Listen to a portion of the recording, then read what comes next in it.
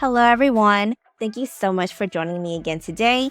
My name is Nancy, and I have been a certified medical assistant since 2013. Throughout my career, I've been asked a lot of questions, but one of the ones I get asked the most is whether or not medical assisting is a right career choice.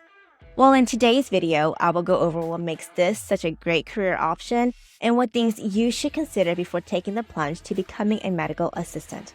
I will also be going over some valuable information on what you can do to take the next steps in becoming a medical assistant, so stay tuned with me until the very end. And as always, like and subscribe to this channel. Don't forget to hit that notification button so you'll be notified as soon as we drop new videos on this channel. All right, let's begin. Anyone who's in the job market is always thinking about job security, right? Well, the employment rate for medical assistant has a projected growth of 16% through the year 2031. That's almost double the national average of only about 5 to 8% for other jobs. Looking at the numbers, by the end of 2021, the number of medical assistants that were employed was 743,500 individuals. Based on the 60% projected growth, by 2031, you're looking at more than 118,000 more jobs added to the medical assistant field. That's more than 10,000 jobs a year for the next decade. And as the population continues to age and the demand for medical services continues to grow, the job outlook for medical assistants is great. And because of this amazing growth, medical assisting provides a very stable career. This job has very low turnover rates and very low unemployment rates. With the training that medical assistants have, they can work in a variety of different outpatient clinic settings. So if you ever have to relocate to a different area, the chances of you finding a job that's suitable for you is very, very high. This, coupled with the job demand, makes it easy for those who are going through seasons of change in their lives, and they don't have to worry about having a career throughout that transition. But putting numbers aside, why else did you become a medical assistant? Well, aside from the numbers, it all really boils down to what you want out of the career. For me, I find great pride and joy in what I do as a medical assistant, and a lot of that is shown through the amount of gratitude that patients show me throughout my career. As you gain more experience and you're able to do more for your patients, the patients really do see how much effort you put in to making sure that they end up being the most healthy version of themselves.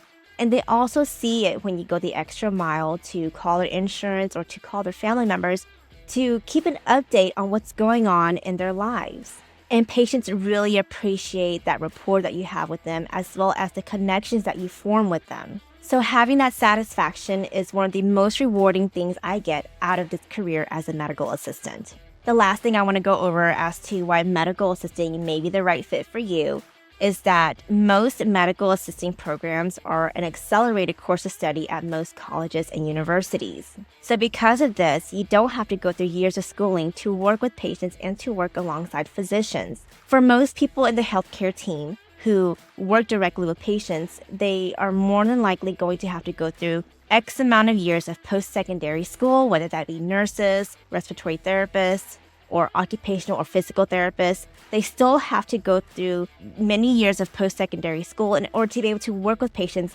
just as medical assistants do. So if you don't want to commit yourself to 2 or 4 years of post-secondary education, medical assisting might be the right fit for you. But where do you begin? If you are really serious about becoming a medical assistant, you'll want to check out my free masterclass.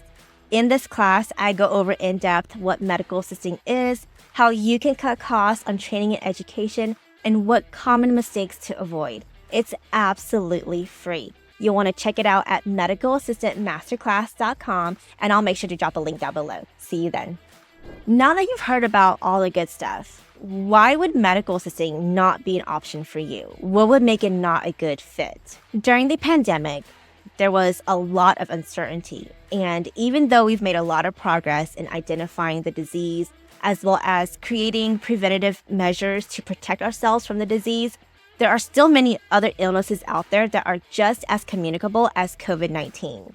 So if you feel that being exposed to illnesses and diseases is just not the scene for you, medical assisting just may not be the right fit. And although there are positions that allow for you to limit your patient interaction, the possibility of you having to interact with a patient with an active disease or illness is still very high.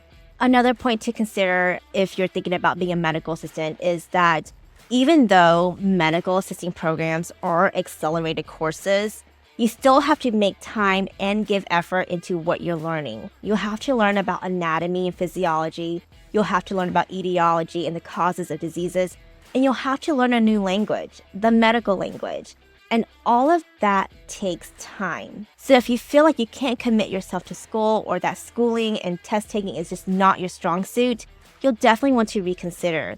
Because at the end of your education, you'll have to sit for a certification exam.